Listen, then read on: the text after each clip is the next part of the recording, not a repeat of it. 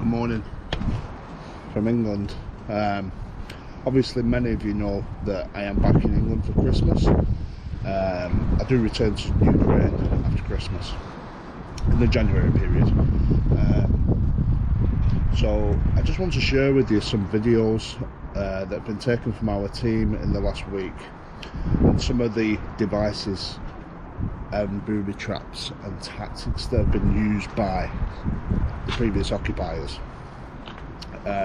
It also highlights exactly what we're up against, and how dangerous, that this job really is. And it's important to remember that we are volunteers, and we don't ask for anything. And I think it's important at the minute that obviously whilst Ukraine's support is lacking on the international stage, is that we remain united in terms of support and online support and keeping Ukraine in the news. So I'm going to share with you some clips that have been taken by the team and been sent to me. We was aware of these devices and where they was. We have been aware for quite some time, but obviously now we're only just getting around to them.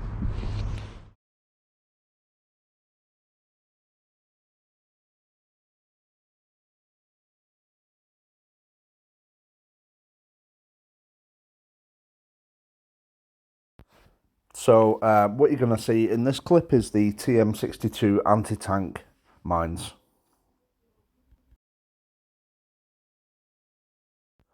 These mines, they're used to defend the Russian positions from the tanks.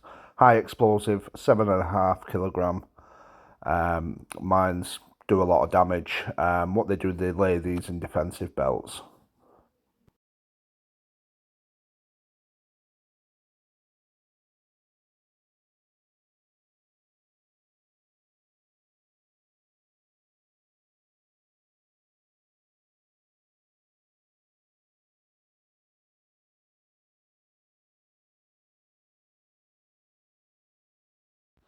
So here we have a TM62, and that's Yuri doing the excavation, and underneath you can see a projectile, which is an artillery shell, and underneath that is an ML8 anti-lift device, so it's triple stacked, designed to kill and cause maximum damage.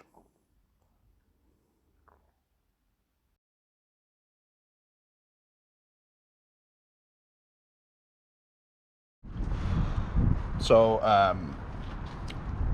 the reason why we knew these devices were here is because the commander for a previous sapper unit that worked clearing this land was actually killed by activating one of the triple stacks that you've seen in the video.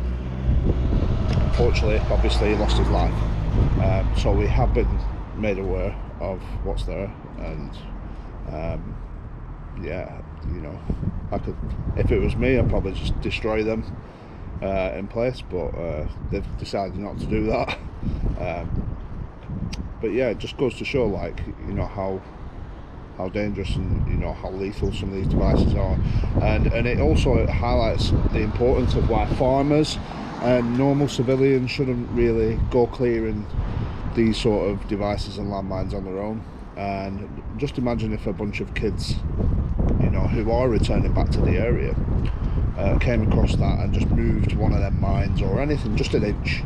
I mean, all it takes to move a mine is just to pull the vegetation around it, because what you need to remember is that a lot of these mines, they've been sat there for over a year, so a lot of the vegetation and everything's grown around it, and some people make the mistake of pulling the vegetation, which then activates the ML8, which is the anti-lift device that they put underneath, like a little matchbox.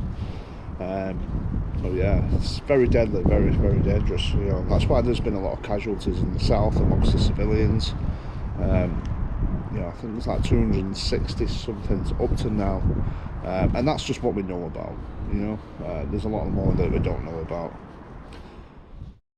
So in total, the guys have found 12 munitions like this. That is Tolia, carrying the projectile away. And this one's quite interesting because it's a TM62 on top of another TM62 and then with a projectile underneath.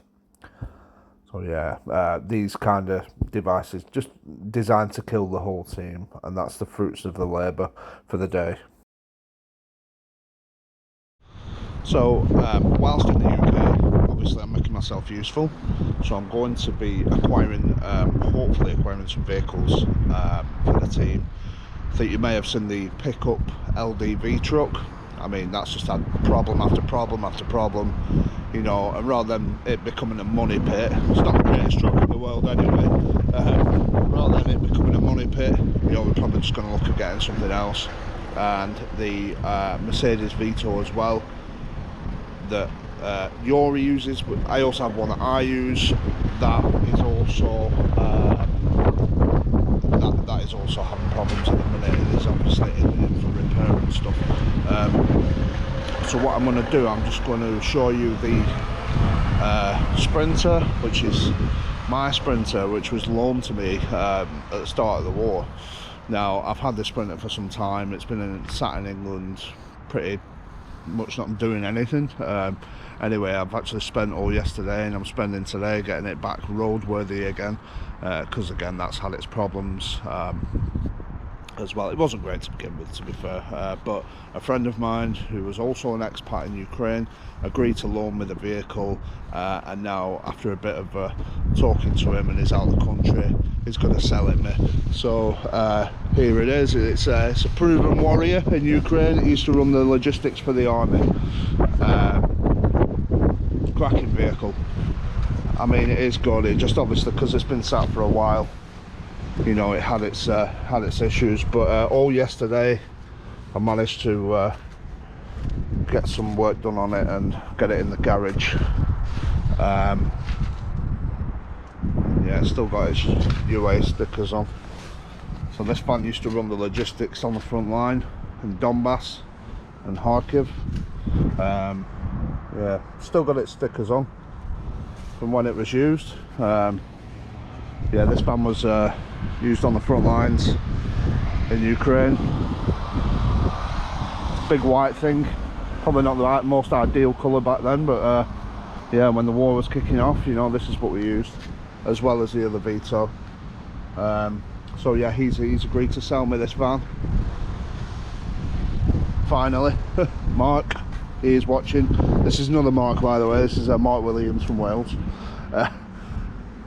Not the one from the previous video, but yeah, he's agreed to sell it me, so I will be probably doing a fundraiser or something, and just seeing what we can get in towards it, I suppose. But in the back of this we'll be able to fit pretty much anything. I mean, it's an extra long wheelbase, so yeah, we'll get all the rockets and stuff in that we usually move, you know, the ones that we can move. Yeah, so I don't want to promote any dangerous working practices. I just want to get that out there, because I do have an audience from the industry.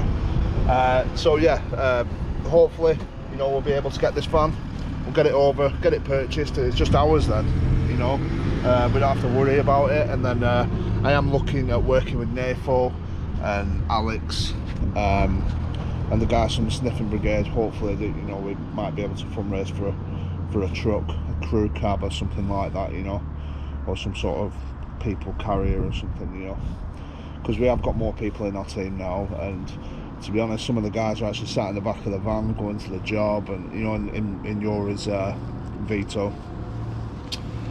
So yeah, thanks for watching, and yeah, and thanks for helping us and supporting us. I mean, like I say on every video, it means everything to us, and you know, your support saves lives. Like I said, and I always say, 8,500 mines, munitions. It's actually a lot more, but 8,500 is one thing that has been documented, and that's what we've removed since June.